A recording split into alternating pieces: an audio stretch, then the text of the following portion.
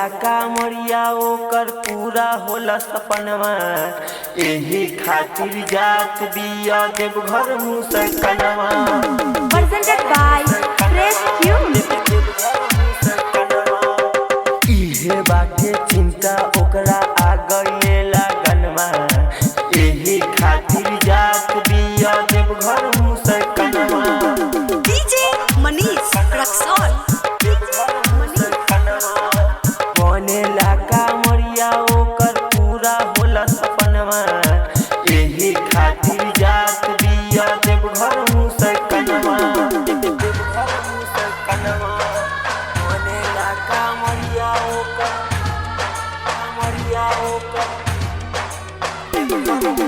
DJ Manish Raksol। बोल बा जय शिव, बोल बा जय शिव। बोला बोला देवघर वाले बाबा की।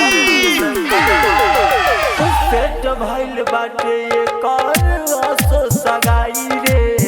देवघर जात बिया हाजरी लगाई रे। पेट भइल बाटे एकर असो सगाई रे।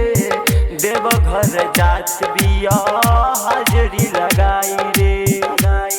बोले बम हो मिलेला दम हो। बोले बम हो मिलेला दम हो। शादी वाला डेट एकर जाना ता जवाना। एही खातिर जात बिया देवघर मुसकनवा। बने लाका मरिया ओकर पूरा होला सपनवा। एही खातिर जात बिया देवघर मुसकनवा। अखन अहाँ सब सुन रहल छी फ्रेश ट्यून के प्रस्तुति की।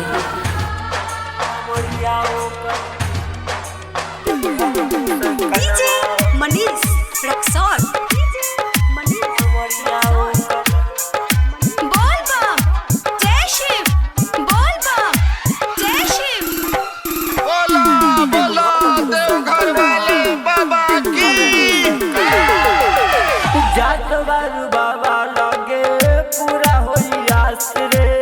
हंसी खुशी चल जइबू पियावा के पास रे।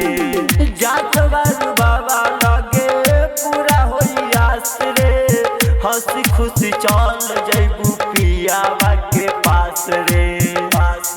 धीरज कमलेश पर दे दो ध्यान हो। धीरज कमलेश पर दे दो ध्यान हो। मन में बा श्रद्धा पहनती शादी के कंगनवा। एही खातिर जात बिया देवघर मुसकनवा। बने लाका मरिया ओकर पूरा होला सपनवा। एही खातिर जात बिया देवघर मुसकनवा।